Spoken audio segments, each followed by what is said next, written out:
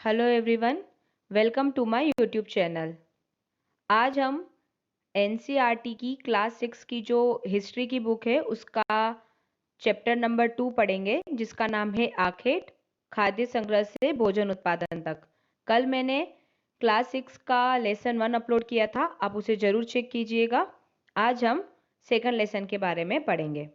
इसमें एक तुषार नामक लड़के की रेल यात्रा का वर्णन किया गया है कि वह अपने चाचा के साथ कहीं जा रहा था, तो उसने रास्ते में कुछ नज़ारे देखे थे और तब उसके चाचा बताते हैं कि लोगों ने अभी कुछ दशक पहले ही रेल यात्रा करनी शुरू की थी। तो तुषार सोचने लगा कि जब लोगों के पास आने जाने के लिए तेज रफ्तार वाली सवारियां नहीं थी, तो क्या वे यात्रा ही नहीं करते थे?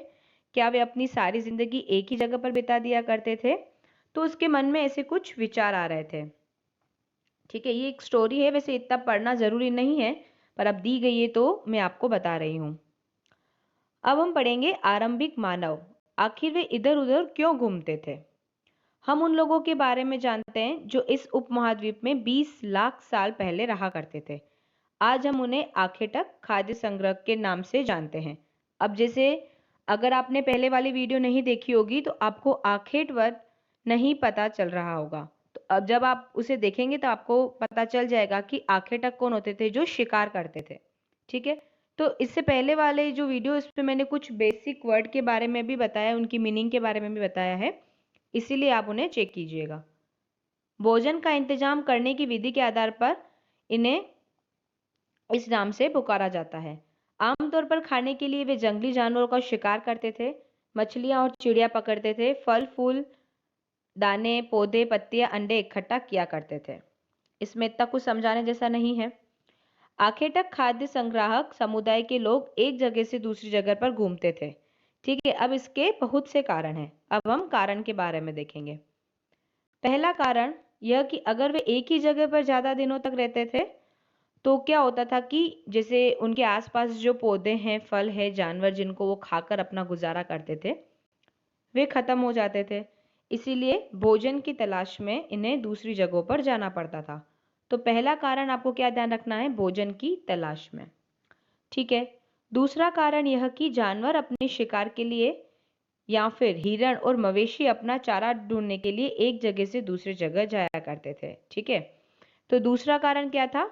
शिकार करने वाले लोग, जानवरों का शिकार करने वाले लोग। ठीक है, अब तीसरा कारण, पेड़ों और पौधों में फल फूल अलग अलग मौसम में आते हैं, इसलिए लोग उनकी तलाश में उपयुक्त मौसम के अनुसार अन्य इलाकों में घूमते, क्योंकि ऐसा तो है नहीं ना कि एक इलाकों पर हमेशा फल फूल लगे ही रहें। तो जिस इलाके में जिस टाइम पे फल फूल होते थे वो उस टाइम पे वहां पहुंच जाया करते थे। तो तीसरा कारण भी आपको समझ में आ गया कि फल फूल की तलाश में या उपयुक्त मौसम के अनुसार उनकी तलाश में वे एक स्थान से दूसरे स्थान पर जाते थे। चौथा कारण यह है कि पानी के बिना किसी भी प्राणी या पेड़ पौधे का जीवित रहना संभव नहीं होता। ठीक है, और पानी कहाँ मिलता था? झील, झरने और नदियों में। वैसे क्या होता है कि ये पानी नदी और झीलों का कभी सूखता नहीं था, पर कुछ कुछ झीलें ऐसी होती थी जिसमें जो पानी था वो बारिश के बाद ही मिल पाता था। अब वही बात हो गई कि बारिश भी तो पूरा टाइम नहीं रहती, तो जब सूखे का मौसम था तब पानी की तलाश में लोग इधर उधर घूमते थे। तो आपके पास में चार कारण हो गए। सबसे पहला कारण तो हो गया कि वे एक ही जगह पर ज्यादा दिनों तक रहते थे, तो भोजन की तलाश में इधर उधर जाते थे। दूसरा था जानवरों का शिकार करने वाले लोग। तीसरा था उपयुक्त मौसम की तलाश में फल फूल के लिए, और चौथा कारण था पानी की तलाश में। आरंभिक मानव के बारे में जानकारी कैसे मिलती है?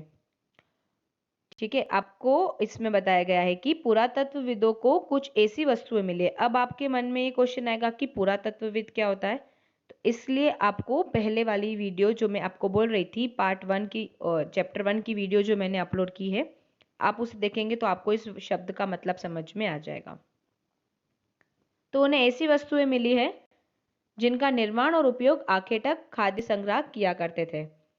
यह संभव है कि लोगों ने अपने काम के लिए पत्थरों, लकड़ी और हड्डियों के औजार बनाए हों, इनमें से पत्थरों के औजार आज भी बचे हैं। ठीक है, यानी जो ऐसी वस्तु को उनको मिला है जो आखेटक और खाद्य संग्राहक उनका यूज करते थे और उन्होंने औजार बनाए थे। इनमें से कुछ औजारों का उपयोग फल फूल काटने, हड्डियां और मांस काटने और पेड़ों की छाल और जानवरों की खाल उतारने के लिए किया जाता था। अब औजार तो बना दिए, उनका उपयोग इसमें बताया गया है। कुछ के साथ हड्डियों या लकड़ियों के मुट्ठे लगाकर भाले और बाण जैसे हथियार बना देते थे। ठीक है, तो मतलब भाले का काम भी हो जाता था, तो उनकी जैसे कि सेल्फ डिफेंस भी वे उससे कर लेते थे। और जो कुछ औजार बनाते थे उससे वे लकड़ियां काटते थे, और लकड़ियों का जो उपयोग है ईंधन के साथ साथ झोपड़ियों और औजार बनाने के लिए भी किया जाता। आपको क्या करना है, जैसे जैसे मैं आपका ये पढ़ाती जा रही हूँ तो आपको इसके नोट्स बनाते जाने हैं इसके साथ साथ, ताकि जैसे आप फ्यूचर में कभी इस टॉपिक का रिवीजन करेंगे तो आपको रिवीजन में इजी रहेगा। अब आप ये दो फोटो देख सकते हैं, इसमें पत्थर के औजारों का उपयोग बताया गया है। जो लेफ्ट वाला जो फोटो है उसमें बताया है कि इंसान ने खाने योग्य जड़ों को खोदने के लिए इसका उपयोग किया था। जैसे देख रहे हैं ना आप, इसकी जड़ खोद रहा है। और अगला देखिए आप, जानवरों की खाल से बने वस्त्रों को सीलने के लिए इसका उपयोग किया गया है। ठीक है, तो इसका उपयोग भी आप देख सकते हैं।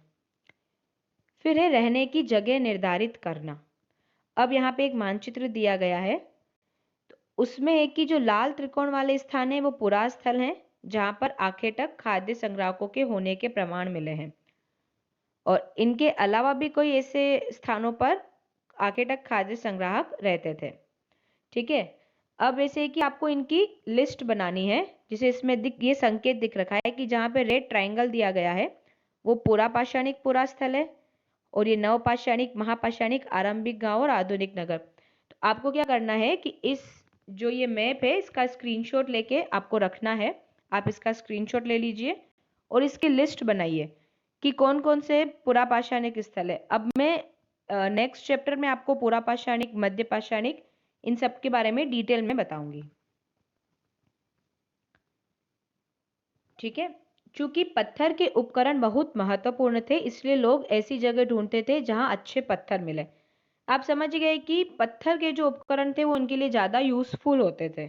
ठीक है, हर चीज में वे इनका यूज किया करते थे।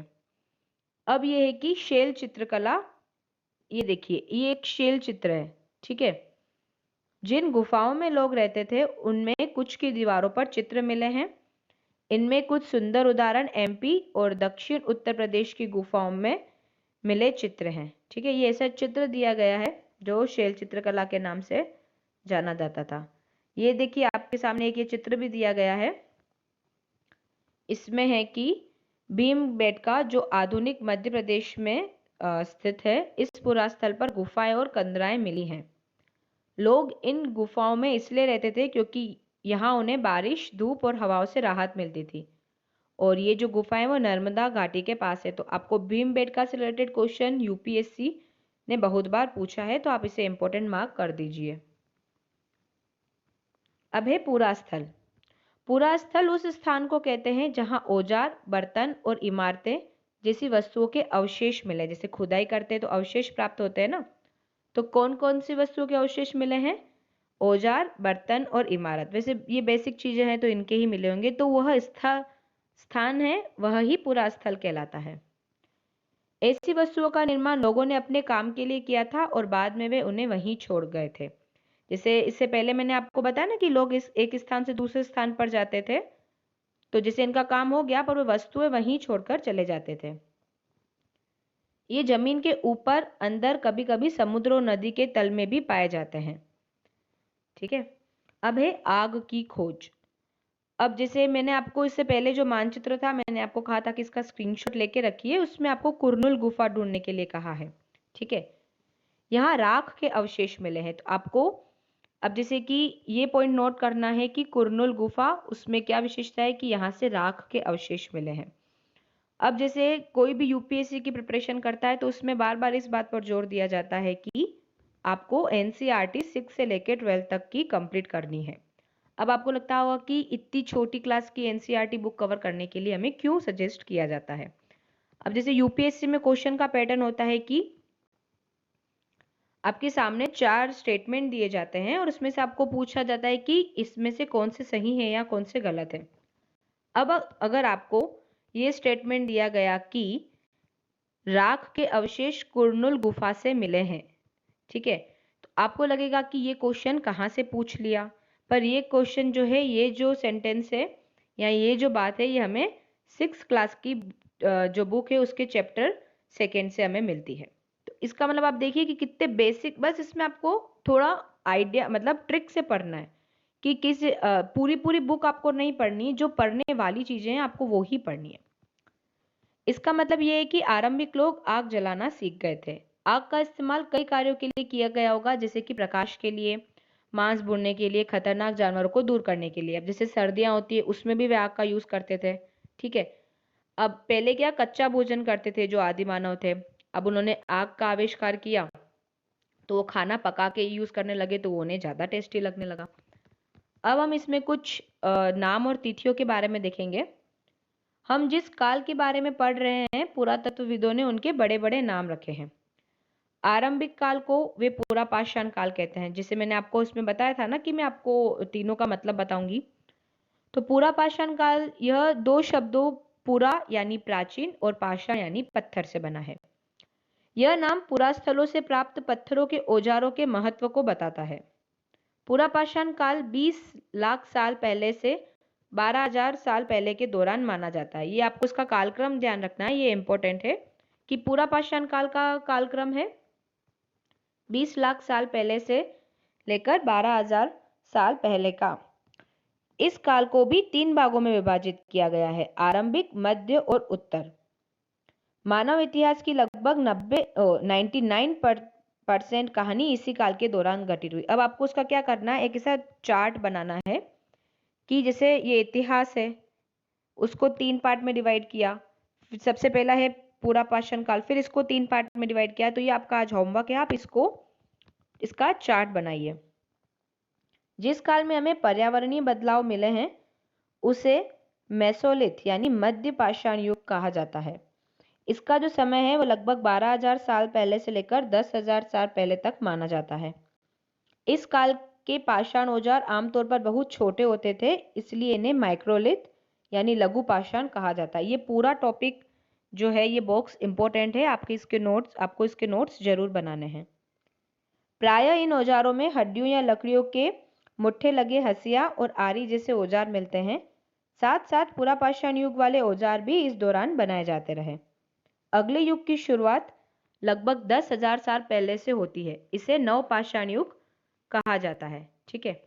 हमने कुछ स्थानों के नाम दिए हैं, ठीक है। नेक्स्ट चैप्टर में हम इसमें ज्यादा डिटेल से पढ़ेंगे। अब है बदलती जलवायु। लगभग 12,000 साल पहले दुनिया की जलवायु में बड़े बदलाव आए और गर्मी बढ़ने लगी।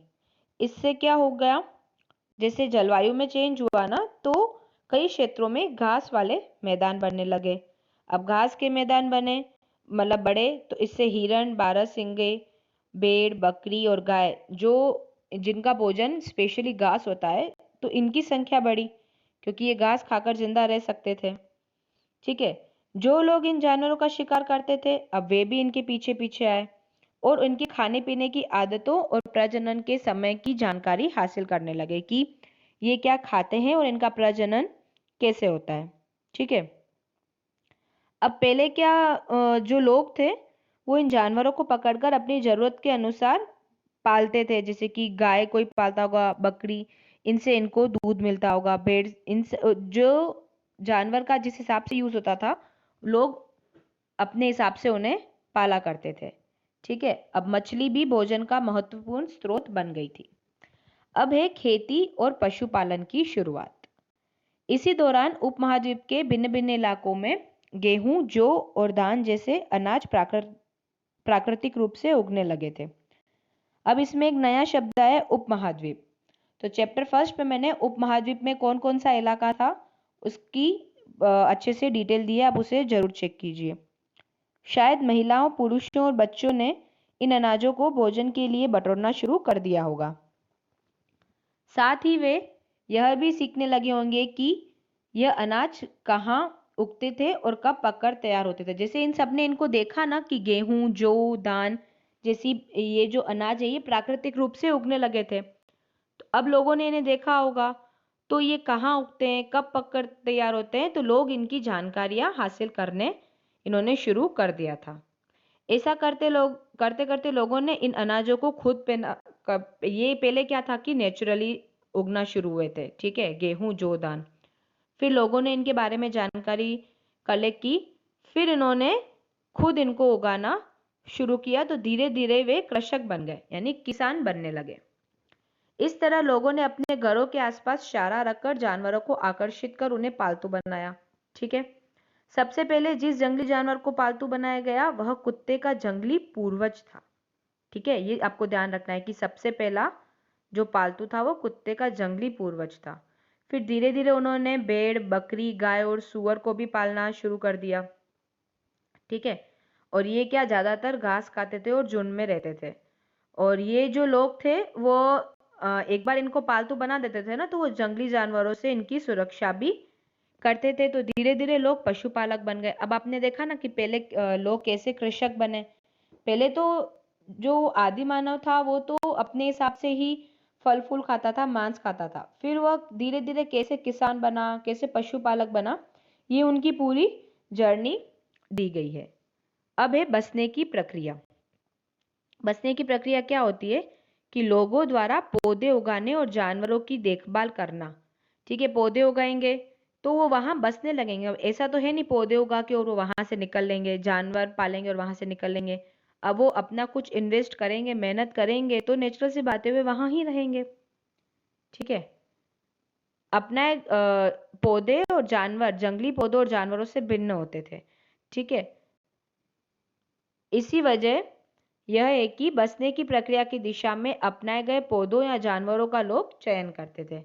अब जैसे उदाहरण के तौर पर लोग उन्हीं पौधों या जानवरों का चयन करते थे जिनके बीमार होने की संभावना कम हो, क्योंकि अगर वो बार बार बीमार होते रहेंगे तो वो लोगों का उन पर खर्चा भी बढ़ेगा, ठीक है।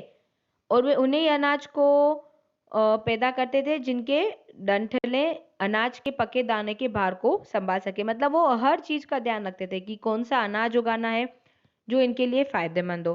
फिर क्या करते थे, वे ऐसे पौधों के बीजों को संभाल कर रखते थे ताकि वो उन्हें फिर उगा सके। और उन्हीं जानवरों को आगे प्रजनन के लिए चुना जाता है जो आमतौर पर अहिंसक हो, क्योंकि हिंसक जानवर होंगे तो वो उन्हें ही नुकसान पहुंचा देंगे, ठीक है। अब हम देखेंगे कि बसने की प्रक्रिया पूरी दुनिया में धीरे धीरे चलती रही। यह करीब 12,000 साल पहले शुरू हुई। वास्तव में आज हम जो भोजन करते हैं वो इसी बसने की प्रक्रिया की वजह से है, ठीक है। यानी लोगों ने बसकर अनाज उगाया होगा तो उस हिसाब से आज हमें अनाज मिला है। अब है एक नवीन जीवन शैली। कुछ दिन पहले, महीने या फिर साल तक लग सकता है कि कोई जो बीज है हम बोते हैं तो वो कितने टाइम में विकसित होता है। तो जैसे कोई बीज को हम उगाते हैं, उसका जैसे पहले उसकी देखभाल करनी पड़ती है, फिर वहां पे लंबे समय तक रहना पड़ता है कि कब ये इसका पौधा होगा, पौधे से वो बड़ा होगा और ताकि हम उसको यूज कर पाएंगे, ठीक है। अब बीज बोने से लेकर फसलों के पकने तक, पौधों की सिंचाई करने, खरपतवार हटाने, जानवरों और चिड़ियों से उनकी सुरक्षा करने, इसमें बहुत काम होता है। ये उगाई इतनी ईजी नहीं होती, ठीक है। फिर उसके बाद में कटाई के बाद अनाज का उपयोग बहुत संभाल कर करना पड़ता है। अब यह है कि अनाज के उपयोग क्या क्या है, बीज के रूप में, खाद्य के रूप में, उपहार के रूप में और भंडारण के रूप में। अनाज को भोजन और बीज दोनों ही रूप में बचाकर रखना आवश्यक था, इसलिए लोगों को इसके भंडारण की बात सोचने लगी। अब इतने लंबे स्केल पर उन्होंने उगा तो दिया, अब उनको कहीं ना कहीं तो स्टोर करके रखना पड़ेगा, तो भंडारण की बात इसी प्रकार उनके दिमाग में आई, ठीक है। फिर कैसे करें, तो लोगों ने इसके लिए मिट्टी के बड़े बड़े बर्तन बनाए, टोकरियां बुनी या फिर जमीन में खड्डा खोदा कि यहाँ इनको अच्छे से स्टोर कर सके। अब देखेंगे जानवर चलते फिरते खाद्य भंडार, ठीक है। जैसे जानवर बच्चे देते हैं तो उनकी संख्या बढ़ती है, ठीक है। और उनकी अच्छे से देखभाल करोगे तो उनकी संख्या बढ़ेगी, उनसे तुम्हें दूध प्राप्त होगा और ये एक भोजन का अच्छा स्रोत है, ठीक है, और जानवरों से मांस भी मिलता है। ठीक है, और पशुपालन भोजन के भंडारण का एक तरीका है। तो इस प्रकार जो ये जानवर थे वह भी एक चलते फिरते खाद्य भंडार थे। आओ ये जो है आरंभिक कृषकों और पशुपालकों के बारे में पता करें। अब मैंने जो आपको स्क्रीनशॉट लेने के लिए कहा था, ये उसमें फिर बता रहा है कि नीले वर्ग को देखो। ठीक है, जो ये वे स्थान है जहां पर जो पुरातत्वविद थे उन्हें कृषकों और पशुपालकों के होने के साक्ष्य मिले हैं। ये पूरे उपमहाद्वीप में पाए गए हैं और इनसे सबसे महत्वपूर्ण पश्चिमोत्तर क्षेत्र में जो आधुनिक कश्मीर में है और पूर्वी और दक्षिण भारत में पाए गए हैं। तो ये आपको इसका बता दिया कि कहाँ कृषकों और पशुपालकों के साक्ष्य मिले थे। वास्तव में ये निर्दिष्ट स्थान कृषकों और पशुपालकों की बस्तियां थी या नहीं, इन्हें जांचने के लिए वैज्ञानिक खुदाई में मिले पौधों और पशुओं की हड्डियों के नमूने का अध्ययन करते हैं। ठीक है, अब ये बात सही है कि नहीं कि ये कृषक और पशुपालकों की ही बस्तियां थी, तो इसलिए क्या कर रहे हैं कि पौधे और पशुओं की हड्डियों के नमूने का अध्ययन कर रहे हैं और इनमें सबसे रोचक जले हुए अनाज के दानों के अवशेष मिले हैं कि ये जो है इन्हें या तो गलती से या जानबूझकर इन्हें जलाया गया होगा। और वैज्ञानिक इस अनाज के दानों की पहचान कर सकते हैं। इस तरह हमें पता चलता है कि इस उपमहाद्वीप के विभिन्न भागों में बहुत सारी फसलें उगाई जाती रही होगी और विभिन्न जानवरों की हड्डियों की भी पहचान कर सकते हैं वैज्ञानिक। तो उस हिसाब से कहाँ पशुपालक थे, कहाँ कृषक थे, इसकी जानकारी वैज्ञानिक निकाल सकते हैं। अब हम देखेंगे स्थायी जीवन की ओर। पुरातत्वविदों को कुछ पुरास्थलों पर झोपड़ियों और घरों के निशान मिले हैं, जैसे कि बुर्जहोम जो वर्तमान कश्मीर में है। और बुर्जहोम के जो लोग थे वे गड्ढे के नीचे घर बनाते थे जिन्हें गर्तवास कहते थे, यानी घर के नीचे गड्ढा। इनमें उतरने के लिए सीढ़ियां होती थी, इससे उन्हें ठंड के मौसम में सुरक्षा मिलती थी। जैसे आजकल कैसे घरों में अंडरग्राउंड होते हैं, तो उस हिसाब से ये इनका उपयोग कैसे करते थे, ठंड के मौसम में इनको इनके यहाँ से सुरक्षा मिलती थी। पुरातत्वविदों को झोपड़ियों के अंदर और बाहर दोनों ही स्थानों पर आग जलाने की जगह मिली है। ऐसा लगता है कि लोग मौसम के अनुसार घर के अंदर या बाहर खाना पकाते थे। ठीक है, ये जिस हिसाब से उनको अवशेष मिले हैं तो पुरातत्वविदों ने उन अकॉर्डिंग वहां के लोगों की विशेषताओं को जानने का प्रयास किया है। एक बहुत सारी जगहों से पत्थर के औजार भी मिले हैं। इनमें से कई ऐसे हैं जो पुरापाषाण युगीन उपकरणों से भिन्न हैं, इसलिए इन्हें नवपाषाणिक युग का माना गया है। अब आपके मन में ये क्वेश्चन आएगा कि मध्यपाषाणिक युग का क्यों नहीं माना गया, डायरेक्ट नवपाषाणिक का क्यों माना गया? क्योंकि मध्यपाषाणिक के जो उपकरण थे उनकी साइज छोटी थी, पुरापाषाण कालीन और नवपाषाण कालीन की छोटी नहीं थी, इसलिए मध्यपाषाण कालीन की जो उपकरण थे वो एकदम से अलग थे।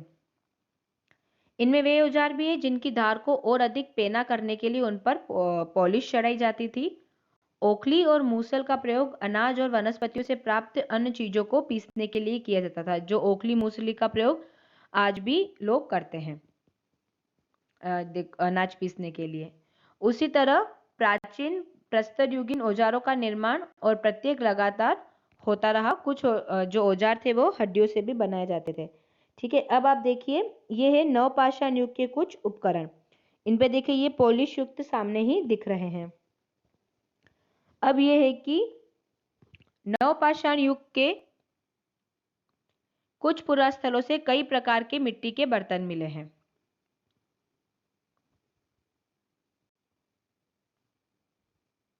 नवपाषाण युग के पुरास्थलों से कई प्रकार के मिट्टी के बर्तन मिले हैं। कभी कभी इन पर अलंकरण यानी कलाकारी भी किया जाता था। बर्तनों का उपयोग चीजों को रखने के लिए किया जाता था। धीरे धीरे लोग बर्तनों का प्रयोग खाना बनाने के लिए भी करने लगे। चावल, गेहूं और दलहन जैसे अनाज अब आहार का महत्वपूर्ण हिस्सा बनने लगे, क्योंकि लोग उन्हें उगाते थे तो ज्यादा से ज्यादा उन्हें अपने आहार में भी शामिल करते थे। अब लोगों ने कपड़े की बुनाई भी शुरू कर दी थी। ठीक है, इसके लिए कपास जैसे आवश्यक पौधे उगाए जा सकते थे। अब सोचने वाली बात यह कि इतने सारे चेंजेस हर जगह पर एक साथ ही आ गए। जैसे कि उपमहाद्वीप की बात कर रहे हैं तो इसमें नॉर्थ में भी सेम टाइम पे वही चेंजेस आए जो साउथ में आए थे। तो ये ऐसी बात नहीं है, एक तरफ जहां कई जगहों पर स्त्री पुरुष शिकार और भोजन संग्रह का काम करते थे, वहीं अन्य लोगों ने हजारों सालों के दरमियान धीरे धीरे खेती और पशुपालन को अपनाया। ठीक है, जहां शिकार और भोजन चल ही रहा था, इस बीच कहीं खेती और पशुपालन भी शुरू हो गया। तो मौसम के हिसाब से जो जीविका थी और जो लाइफस्टाइल थी वो भी चेंज होती गई। ठीक है, अब हम देखेंगे मेहरगढ़ में जीवन मृत्यु।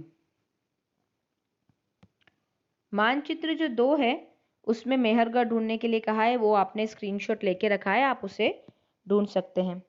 यह ईरान जाने वाले सबसे महत्वपूर्ण रास्ते बोलन दर्रे के पास एक हरा भरा समतल स्थान है। मेहरगढ़ संभवतः वह स्थान है जहाँ के स्त्री पुरुषों ने इस इलाके में सबसे पहले जौ, गेहूं उगाना और भेड़ बकरी पालना सीखा। तो ये आपके लिए इम्पोर्टेंट फैक्ट हो गया कि सबसे पहला इलाका जहाँ के लोगों ने जौ और गेहूं उगाना शुरू किया था वह है मेहरगढ़। और ये कहाँ स्थित है वो भी मैंने आपको बता दिया। ईरान जाने वाले सबसे महत्वपूर्ण रास्ते पर जो बोलन दर्रा है वहां। यहाँ विभिन्न प्रकार के जानवरों की हड्डियां मिली हैं। इनमें हिरण तथा सुअर जैसे जंगली जानवरों तथा भेड़ और बकरियां की हड्डियां भी मिली हैं। मेहरगढ़ में इसके अलावा चौकोर तथा आयताकार घरों के अवशेष भी मिले हैं। प्रत्येक घर में 4 या उससे ज्यादा कमरे हैं, जिनमें से कुछ संभवतः भंडारण के काम आते थे, यानी सबको वो यूज नहीं करते थे, कहीं इनका स्टोर रूम की तरह भी काम होता था। अब ये मेहरगढ़ के घर का चित्र है और आप देख सकते हैं कि किस तरीके के वहां के घर होते थे। मृत्यु के बाद सामान्यतः मृतक के सगे संबंधी उसके प्रति सम्मान जताते थे। लोगों की आस्था है कि मृत्यु के बाद भी जीवन होता है और मेहरगढ़ में कब्रों में मृतकों के साथ कुछ सामान भी रखे जाते थे। और ऐसी जो वो मेहरगढ़ की ये विशेषता है, आपको ये सारी नोट डाउन करके रखनी है। एग्जाम में इससे रिलेटेड क्वेश्चन जरूर पूछा जाता है यूपीएससी में। एक कब्र में एक मृतक के साथ एक बकरी को भी दफनाया गया था। ऐसा माना जाता है कि इसे परलोक में मृतक के खाने के लिए रखा गया, कि जिसे दफनाते हैं ना, तो ये जो बकरी है वह जो मरा हुआ व्यक्ति है वो इस बकरी को खाएगा परलोक में। ये आप चित्र देख सकते हैं।